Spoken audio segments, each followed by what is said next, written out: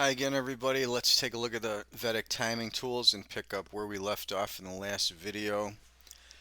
Where I had posted yesterday's video, I think we were right about here, and that was the low of the day at that time on Thursday, I believe that was. And then the next two trigger points were both midpoints, as you can see here, that MP midpoint acceleration. You can see when we hit the midpoint at the timeline, we were at half of the swing and continued down to complete the other half of the swing. Same here on the upward move. We had a steady uh, uptrend developing, and then when we hit the timing line, we got the acceleration.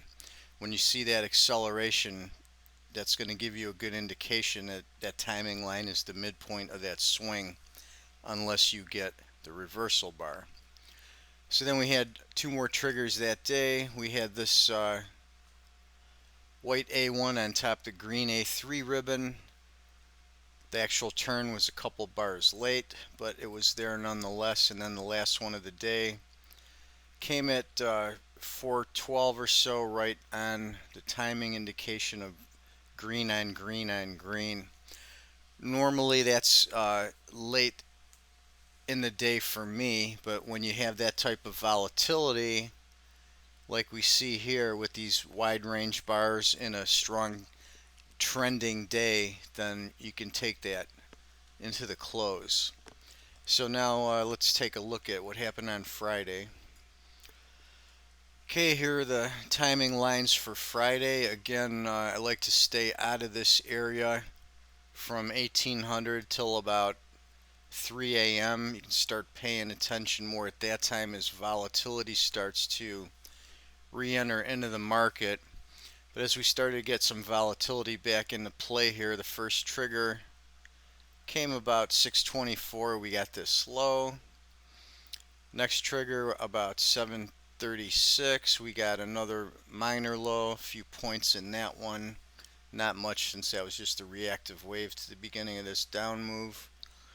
Here we caught a little bit of a high, got a down move there. Next timer was a high.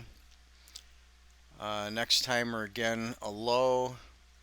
And then we got a double move in this one. You're going to get this occasionally. So we had a trigger for a short, went down, and then we would have gotten stopped out in there anyway. Or you could reverse.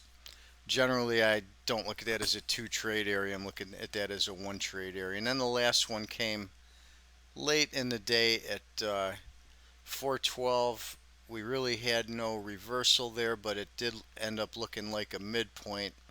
So if you had gone in this area, you could have looked at that as either a breakout trade, or you could have taken a reversal here. But that time of the day, it's sketchy.